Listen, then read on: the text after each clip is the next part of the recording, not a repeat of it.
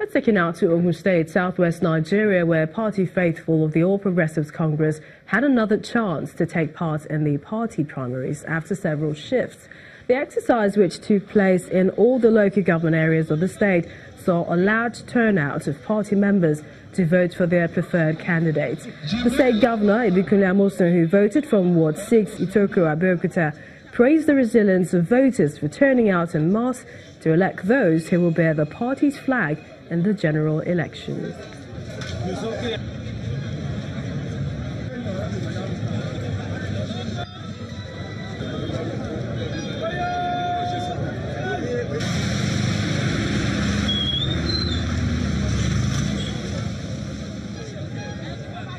This is the beauty of democracy.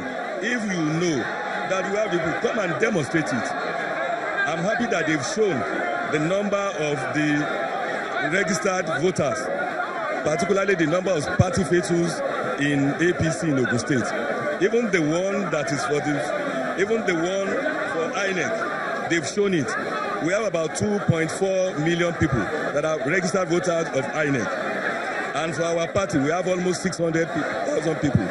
If you go around and see, you will find out that at least minimum maybe 500,000 people or even 550,000 people, they are with us in APC. So clearly, the question to ask is this: where are those people that they said they are in APC?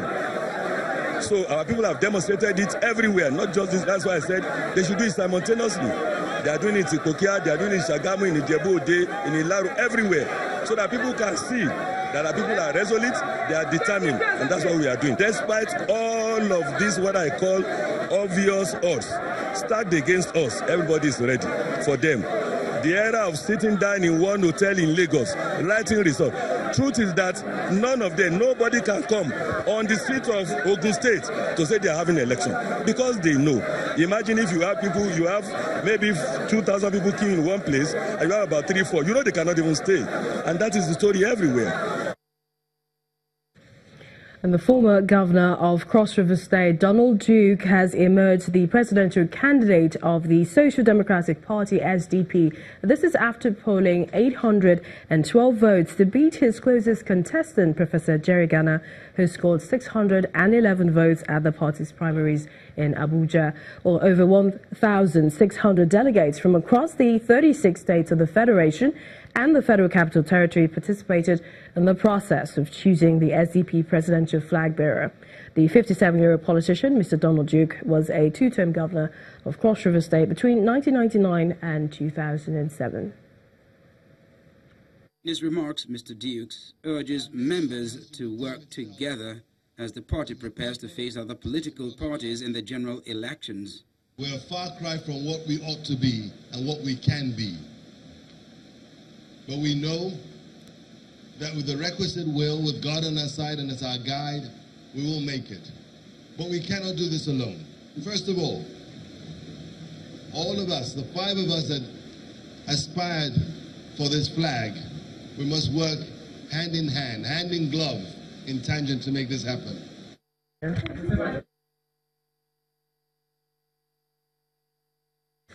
Well, joining us on the news at 10 for more on the politics, the political parties and their primaries is our Channels TV data analyst, Babajide Ogunsoro.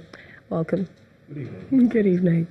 All right, so, excuse me, today is officially the last day for all 91 political parties to conduct their primaries to decide on their candidates for next year's election.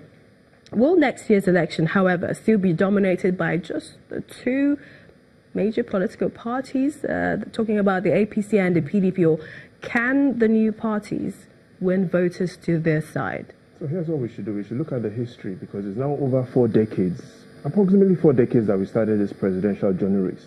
But here's what is interesting. We're just 132 days away to next year's presidential election, something that most observers say will be the most watched ballot box movie in Africa's history. So here's some popcorn for you to have while enjoying next year's movie. But more than enjoying next year's movie, you can play a role. You can be in the movie as well by voting. And so, yes, enjoying the movie is important, but even being part of next year's movie is also good.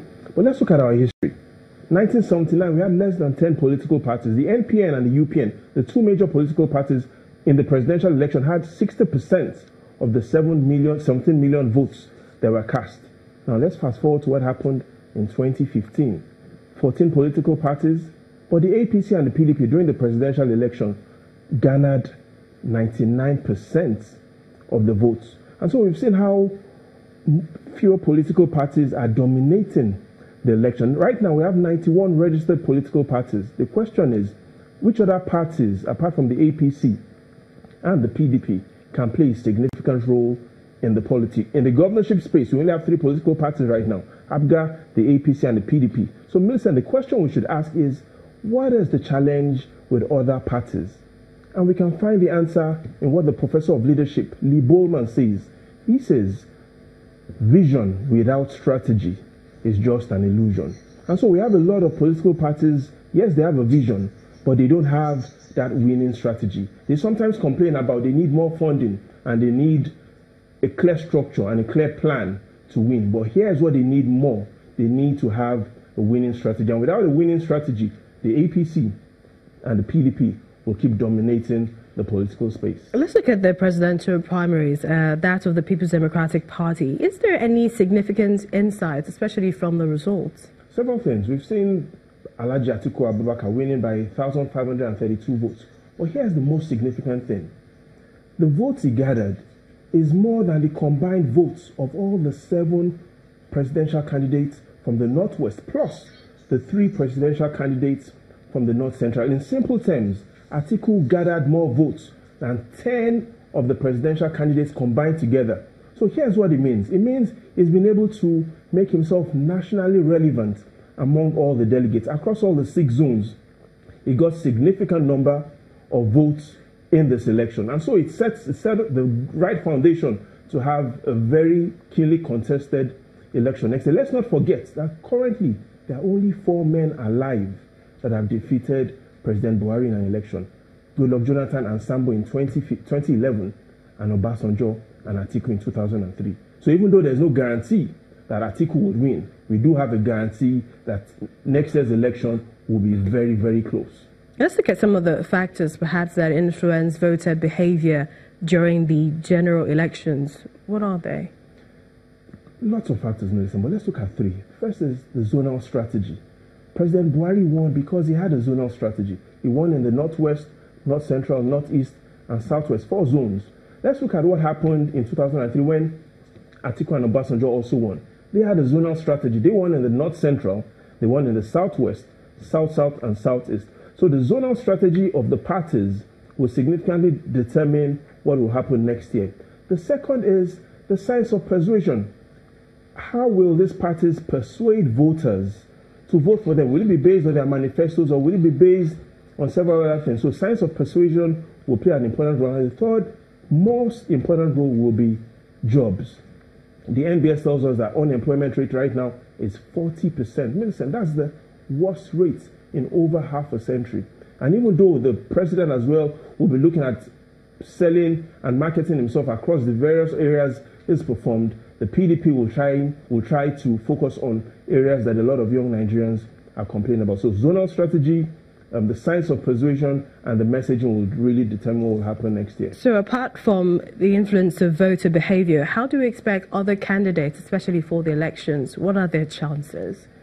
Again, their chances really depends on what strategy they come up with. We've seen a female presidential candidate right now. We've seen the former governor of Cross River State, Donald Duke, all coming into this race. So we've seen, on one hand, we've seen a lot of younger candidates. On the other hand, we've seen Atiku Abubakar and President Muhammadu Buhari, who are in their 70s, and we've seen younger candidates coming up. So they need to come up with a winning strategy on how they want to get votes. And again, elections don't have to just be about the presidential and the governorship elections. There are going to be elections at the State House of Assembly and at the National House Assembly. So it is important that these other parties focus on it. But in the final analysis, let's listen to the words of former President of the U.S., Einstein Owa. He says, what counts is not necessarily the size of the dog in the fight, it's the size of the fight in the dog. All right. Well, I'd like to thank you so much, Babajide Ogunsowo. You said over 100 days. That won't do. You sure? Yes. But you have to be part of this meeting because it's going to be an interesting one. Many thanks for joining us on the news at 10. Elsewhere, Nigeria's Vice President, Professor Yemi Osinbajo, has called on Nigerians to unite against any vices that are inimical to nationhood. Professor Osinbajo made the appeal at an interdenominational church service in Lagos to mark Nigeria's 58th independence anniversary.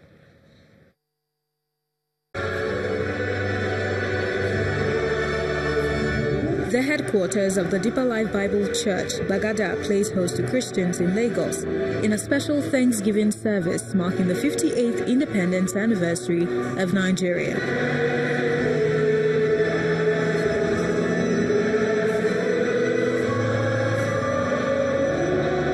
The interdenominational service is organized by the Lagos State Government and the Lagos State chapter of the Christian Association of Nigeria.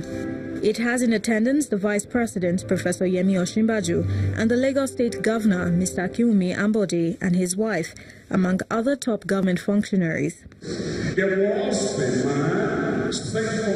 In his sermon, the General Superintendent of the Deeper Christian Life Ministry, Pastor Williams Kumuyi, admonishes Christians to use any position of leadership to impact the society. And you can be a woman of God's choice anywhere you are. You can make a difference of good in this land. As the church looks forward to good leadership, Governor Akinwumi Ambode believes that it has a major role to play to foster a peaceful environment where good governance can thrive. We must all get involved and work together to ensure that the potentials of this nation are fully realized for the benefit of everyone and future generations. The Vice President believes although Nigeria has come of age, the church has a role to play in its future. One, we must refuse corruption, the stealing of public resources, the stealing even of private resources. As the scripture says, these are the passing pleasures of sin. Two, we must obey God by rejecting tribalism, rejecting ethnicity. The responsibility of coming of age that is contained in the scriptures we have read belongs to the children of God. And if the country will continue to enjoy peace, the special choir rendition puts it succinctly. It begins from the church. I will stand beside her to defend her with my life. When the news at 10 returns, Walter Smith Refining and Petrochemical Company gets set to add 5,000 barrels per day to the country's oil production as it performs the groundbreaking for its modular refinery in Imo State. That's after the break. Please join us again.